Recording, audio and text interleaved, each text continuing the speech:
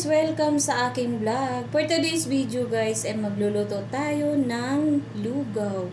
Ipapakita ko sa inyo guys kung paano lutuin yung lugaw dito sa bansang Silangan. Pero bago po tayo mag-umpisa guys, maraming salamat po sa lahat ng sumusuporta sa akin dito sa YouTube. Maraming salamat guys sa mga subscriber, sa mga viewers ko dito sa YouTube.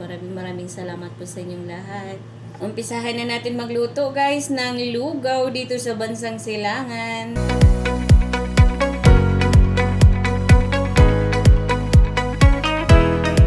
Ngayong araw nga mga katimars ay magluluto tayo ng lugaw.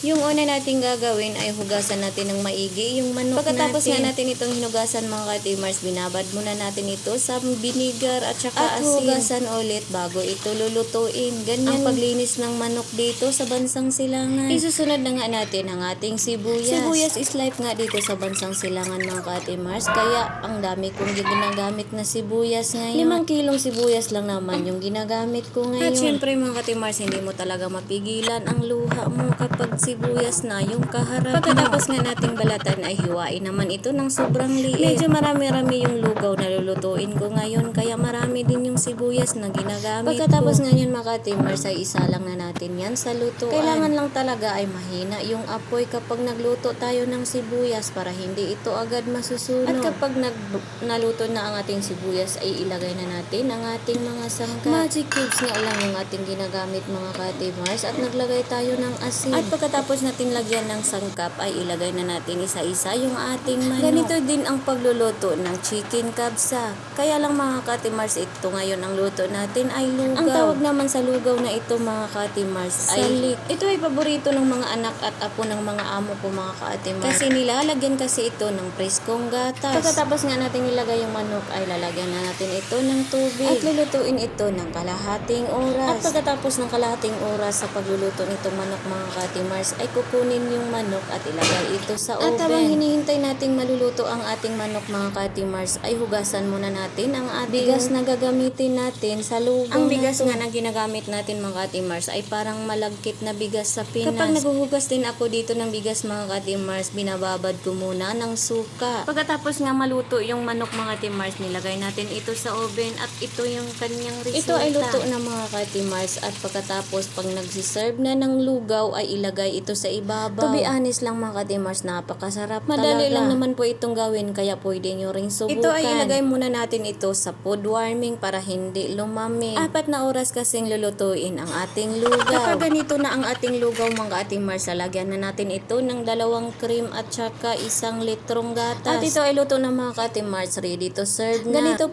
po pag kumakain ng lugaw dito. Ilalagay po natin yung manok sa ibabaw ng lugaw. At nag-blender po tayo ng sauce. Yung kamatis, chili at parsley ay gi-blender natin mga katimars para gawing sauce. Maraming salamat po sa inyong panonood guys. Sana po ay nagustuhan ninyo aking video. Para updated po kayo sa aking mga videos, subscribe na po sa aking YouTube channel. Maraming salamat. Have a great time.